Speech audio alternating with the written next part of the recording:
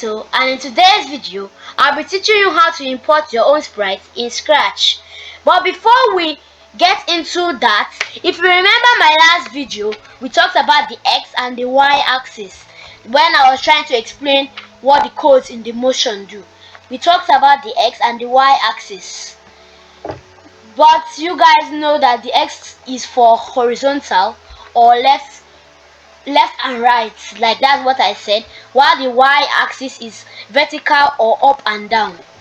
So those are what you can call them that the axis do. Like I said, if you want to know how many X-axis is for your sprite, for example, now you can come here and check on the X tab, this place here that is highlighted.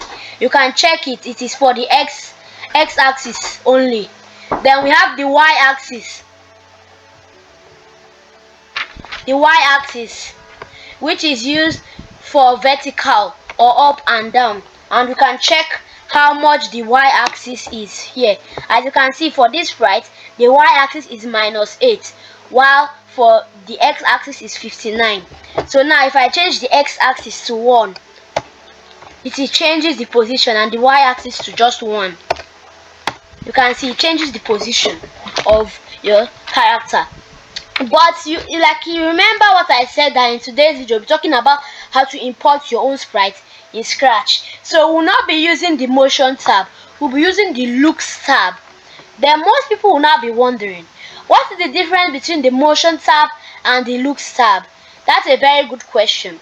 The motion tab, it is used for appearance, while the looks tab, it is used for appearance, while the motion tab is used for movements. Anything concerning movement is the motion tab. Let me give you an example now. If you want to code a car moving in Scratch, like if you want to use a car sprite and make it to start moving in Scratch, you use more of the motion tab because it is used for movement. While if you want to change your character color now, like this sprite, if I want to change it to blue, I will not use the motion tab, I'll use more of the looks tab to change the color. So looks is for appearance of your sprite, while motion is for movement of your sprites.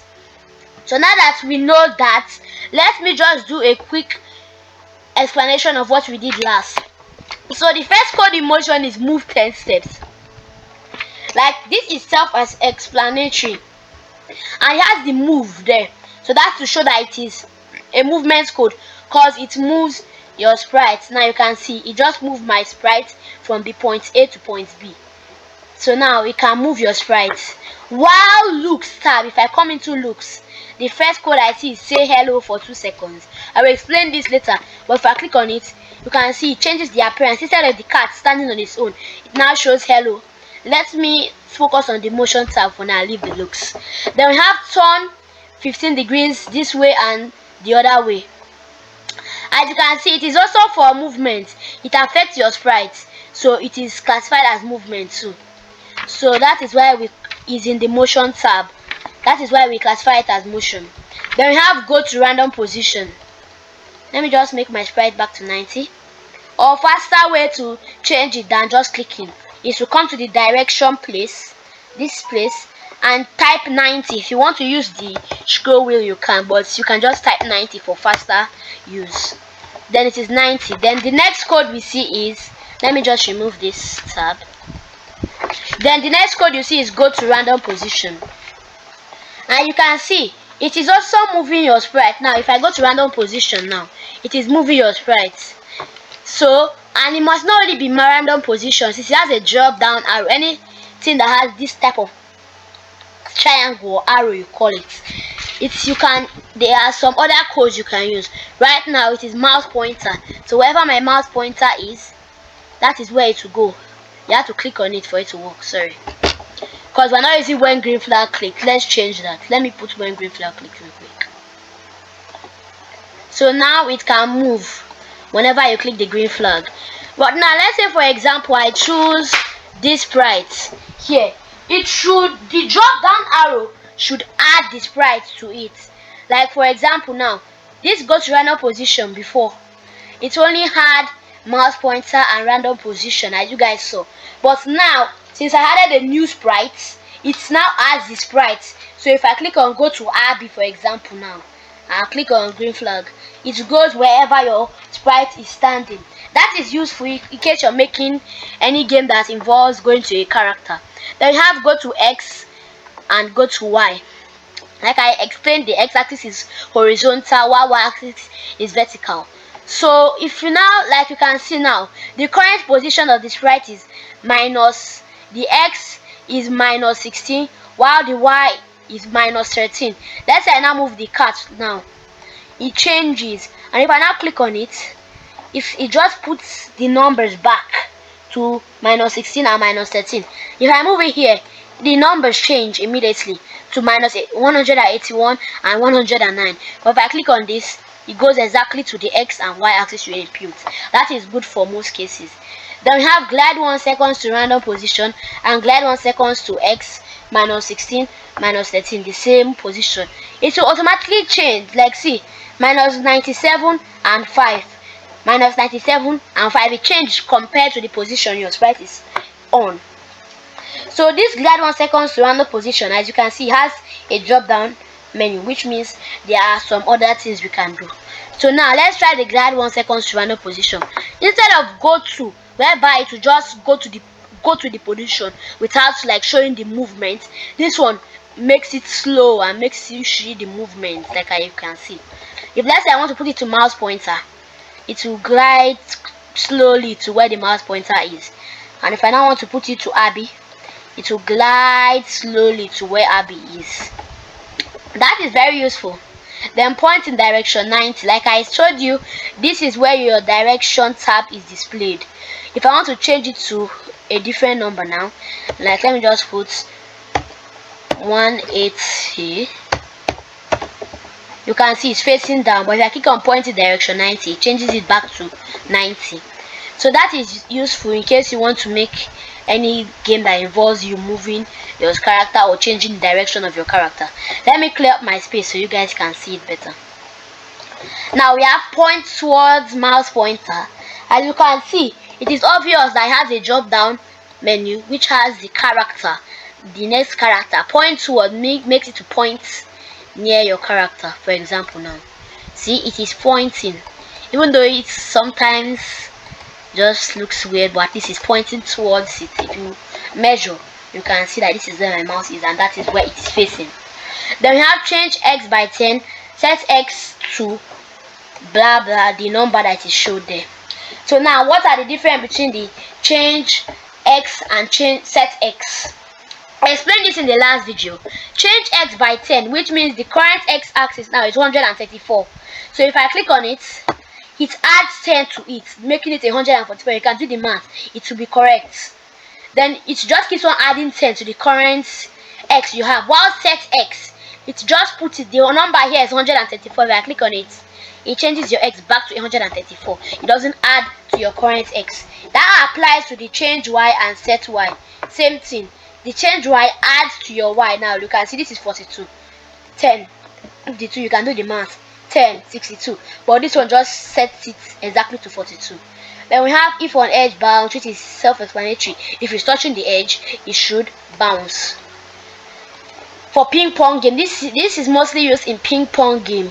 Set rotation style left right. This one is just how it rotates. It's very simple. Very how it rotates. You can put don't rotate or all round, whatever position is better. Then this x position, y position, and direction. Like I told you that this is where you can find the x, y, and direction. But this one now makes it very simple. It displays it on your screen for you to be able to view it from a mile. It displays it on your screen. As you can see, it is saying it. Even though the numbers look long, it is just this exact same thing, but making it in more scientific ways. So now that we have done the explanation, let's go to the looks tab, and then at the end of the video I'll show you how to import your own sprite in Scratch. So let me X all this real quick. As you people are wondering how am I Xing it, I'm just dragging it into this place and it's X. Then we have the looks tab, which is very simple. The first code, like I explained, is say hello for 2 seconds. It is for what's it called, let me X the other sprite so you can only be seeing my one sprite, and let me change the direction to 90 so it can be looking normal. No minus 90. You can see the minus, which is the negative sign, can actually confuse most people. Positive doesn't have plus, it is just the number, but negative has the sign showing, so you can differentiate that. Say hello for 2 seconds. As you can see, before the code it was just standing without saying anything, but the say hello would now make it to be saying hello, so it is changing how the sprite looks. I can change it to 60 seconds, which is 1 minute if most people didn't know. Then it will say hello for 1 minute, then to stop. Then this one is now say hello, same code, just like this one says it quicker. Oh, it is still going to say for 60 seconds, so just let it just finish up. Maybe I shouldn't have used 60 seconds because it will make it a bit long. But let me explain the other codes. Say hello for just this one doesn't have any for seconds, any seconds in. It is just say hello, so it should just say a brief hello, then stop. But you people will not notice because it is showing, you viewers will not notice because it is already showing this hello for 60 seconds. This is a bit too long. Let me X the sprite and open it back again so it will be faster.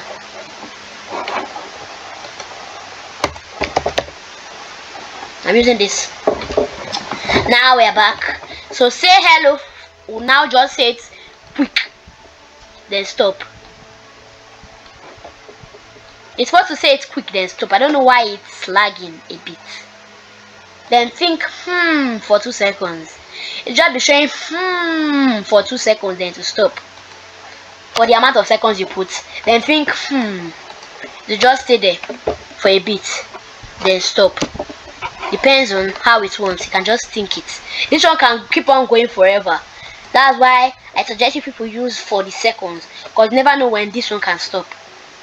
Then you have switch costume to cat B. This is very useful. The costume we are using is cat A, so cat B. Let me show you people how to know the costumes that your character has. You select your sprite, then go to the costumes tab up here. Let me click it. Then you can see it only has 2 costumes, cat A, which is the default one, and cat B, which is it looking like it is running. And here you can also edit how the costume look like. I can make it come out of his head, which is just for any editing you want to do. And cat A, cat B, same card, they're just doing different stuff. So now you can switch the, as you can see, it has a drop down arrow, so you can switch it back to cat A if you like. Then we have next costume. This is very self-explanatory. Like I told you that this cat only has 2 costumes. So if I click on next costume, I will not be specific, you just change it. Change it. Then switch backdrop to backdrop 1 and next backdrop. This one we only have 1 backdrop, so that's why it will show lots of backdrop. For example, now let me pick one, another one. Now if I pick it now has more backdrop, more of this. So now if I pick baseball 1, I think, then it changes it to the backdrop you put. If you have many backdrop, this can be very useful. Now basketball, it changes it, and backdrop 1, it changes it back. Then what of next backdrop? It works like next costume. It just goes to the next backdrop. And then this one, it can also be like this one. It must not be specific. You can just click on next backdrop. It automatically know what you're looking for. Then previous backdrop, the backdrop before this. Then this one is now random. You guys should know all this. It just changes it to any backdrop of his choice. So now let me clear up the screen so you guys can see a bit better. If you guys didn't know, if you want to delete the code, just drag them and drop them out and automatically delete. So now our screen, it is clear. Like if you guys remember when I was trying to explain the difference between the motion and looks, I said looks is for appearance, and this is still here. Let me change that. The fastest way to do it is think for 2 seconds, let it, or then it is gone. I don't know why that one never stops. That's how the code of Scratch is. After all, Scratch cannot be so accurate because it is somehow like an AI, so it wouldn't be as accurate, but at least it is accurate a bit. Then we have change size by 10 and set size to 100%. Change and set, I explained that in motion. Change size by 10, as you can see now the size is 100. Let me reduce it to 10. Then if I now want to increase it just by 10, you can do the math. See, it just adds it. As you can see, it is statically going up. But set size to 100%, I explained this. It just puts it to the amount. Set size to 10% now. You can see it will work. You just change it to 10%. Let's leave it as 100 real quick. You mustn't use this code to change the size. Like I said, you can just type it here. I'm just going to use this method. Then change color effect by 25 and set color effect to 0. This is this change and set code. It's both common, like I just explained now. Like I just explained the difference between change and set code. Change color effect by 25. It just changes the color. They put it by 25 because it is okay enough to change the color of your sprite. Like you can see, it changes the color perfectly. It's now up to you if you want to make it better. Like you can see now, this one is fish eye. It's so funny. You can just mess around with all this. You can check the brightness effects by 25, how bright it is. Oh, set color effect to 0. If you click on it, it sets it to 0%. The same concept, just this one sets it to the color percent, while this one is effects. So now let me do this here. And now, if you're now wondering how do you now change this back to normal, I think this is the code you should use. Clear graphic effects, because this was a graphic effect. If you clear it, it just removes everything and changes it back to the default sprite. Then we have the show and hide. Let's say that you're now making a game that is involves the sprite going invisible. You can click on the hide, then the sprite just goes out of sight. You can't like see it anymore. The only way to cheat it is to tap on the sprite tab, then it will be showing an outline, but you understand the concept. You'll not be able to see the sprites. But the show, I don't know why it's not showing. Oh, it's because of this. And just if you want to just let it out, you can use this show tab. Almost all the menus have a tab, so you can change this to visible, then you can see it. But the show tab does the exact same thing. Then we have go to front layer. What? Oh, sorry about that. There's something in Sprite that has layers. Maybe I'll explain it in a future video. It is just different layers, but right now we don't have any layers. I'll explain this in a future video. This is just to, let's say you had a front layer and a back layer. This is to just take it there. Exactly. I'll explain that in a future video. Even this will go forward layer. I will explain that in the future video. What of this costume number? Yes, like I told you, in the costumes tab, you have your two costumes for this exact character. Not all characters have two. Some have many, like 10 or some thereabouts. So now this one is to display the costume number. Right now we're cat B, which is number 2, and it displays it here. If I change it back to cat A, which is number 1, it displays it up there. That is very useful to show the costume fast. Backdrop number, you can see this one is backdrop 3. Why is it showing backdrop 2? This is a bit not so accurate. Let me change it now. It shows backdrop 4. Here is back to normal, backdrop 4. So that displays the number. Like you can see the number right here.